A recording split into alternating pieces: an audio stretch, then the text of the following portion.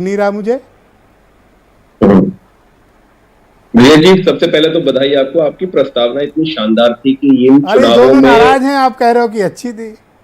नहीं नहीं, बहुत शानदार प्रस्तावना। मतलब आपने तो चुनाव की बात जनता का एकदम, जैसे इस बार मैं देख रहा हूँ कि चुनाव आयोग ने, स्टेट चुनाव आयोग ने कोई भी ऐसी चीज बहुत मिसिंग थी कि वोटर अवेयरनेस कैंपेन कुछ चल रहे हो, वोटर को जागरूक कर रहे हो, कुछ प्रमोट कर रहे हो कि वोट देने जाना है, ये चुनाव क्यों जरूरी है। ये काम आज भारत समाचार करता हुआ दिखाई पड़ रहा है कि चुनाव है किस चीज का।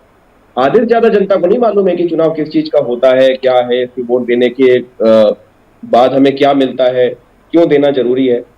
तो अगर ये सब मान के आपकी बात देखकर अगर वोटर निकल जाए तो वाकई माइक्रो लेवल से बदलाव आना शुरू हो जाएगा, जो कि बहुत ही सुखद होगा।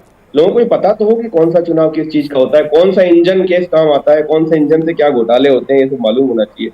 तो रही बात आम आदमी पार्टी की, आम आदमी पार्टी का कैंपेन बहुत ज्यादा शानदार चल रहा है और बहुत ही सीमित साधनों में कहाँ हम चढ़ा शानदार पाए आप? कैंपेन कर रहे चुनाव हैं। चढ़ नहीं पा रहा आपका, बताओ कहाँ आपका चुनाव चढ़ा?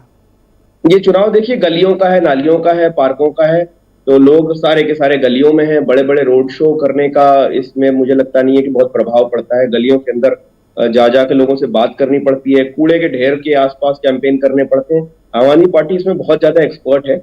और कूड़े के ढेर के आसपास इतना माइक्रो लेवल तक हम ब्रिजेश जी चले गए। एक बड़ा नया इनिशिएटिव हमने लिया है कि वार्ड के तमाम जो प्रत्याशी हैं उन्होंने वार्ड लेवल मैनिफेस्टो बनाए। अब इस वार्ड लेवल मैनिफेस्टो की ब्यूटी ये है कि ये मोहल्ले के नाम लिख लिख कर उनकी प्रॉब्लम्स का चर्चा कर रहा है कि फलाने मोहल्ले में जो पार्क की रेलिंग टूटी है वो हम ठीक कराएंगे, फलाने मोहल्ले में उस जगह पर जो बरसों से कूड़ा पड़ा हुआ है वो हम ठीक कराएंगे, इन मोहल्लों की तो नालियां, आप लोगों ने अंधेरा जो है। मोहल्लावार घोषणा पत्र तैयार किए हैं?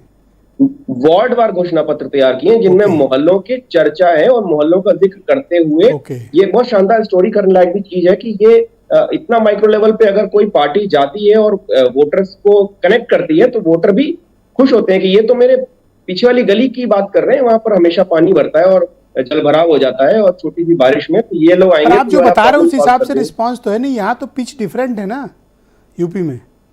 अब पिच कोई भी हो लेकिन काम जिस जिस तरह का चुनाव है, जो अपनी प्रस्तावना में था वही चुनाव मान के हम चल रहे हैं। उस पिच पे जाकर खेलना तो ना तो जनता के हित में है, ना आम आदमी पार्टी वो कर सकती है। तो पिच तो हमारी वही है कि जो बारिश होते ही जो पिच डूब जाती है, बारिश होती ही जो नाली बाहर आ जाती है, बारिश होती ही जो नालियों में से गैस निकलती है जिससे ये लोग चाय बनाने लग जाते हैं, वो बंद करानी है।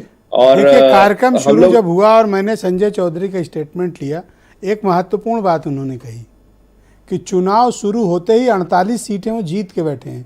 मतलब 48 से उनका रन शुरू हो रहा है, जीरो पे खड़े हो आप लोग। नहीं नहीं, चुनाव शुरू होते ही नहीं, ये तो अगले 5 साल का भी विनिंग का स्टेटस अभी बता सकते हैं। इतना मामला बिल्कुल सेट है। कैसे? वो क्योंकि पब्लिक के मुद्दों से लेना देना है नहीं। एक बार लाएंगे घोषणा पत्र, अगली बार लाएंगे संकल्प पत्र, फिर लाएंगे वचन पत्र। बातें किसी में कुछ नहीं होती। इस पूरे चुनाव में बीजेपी की खासियत यह है कि कोई भी इन्होंने सफाई उफाई की और नगर निगम के मुद्दों की बात ही नहीं करी। तो माफिया राज का सफाया कर रहे हैं नगर निगम के जरिए। नगर निगम के जरिए जहां झाड़ू लगानी है, सफाई कर्मियों के मुद्दे हैं, वहां पर माफिया राज का सफाया करके वोट मांगे जा रहे हैं। तो कौन सा सफाया हो रहा है? सफाई का चुनाव और माफिया का सफाया वोट मांग रहे हैं। बहुत ही फनी पार्टी है ये। एक्चुअली लोगों के मुद्दों पर काम करना चाहिए और उस पर थैंक बीजेपी यू तो बिल्कुल वैभव ही फेल है। महेश्वरी इनके जी। सारे के सारे डिबेट के दूसरे चरण में नेता आपके फेल। बाकी विचारों को मैं सम्मिलित करूंगा।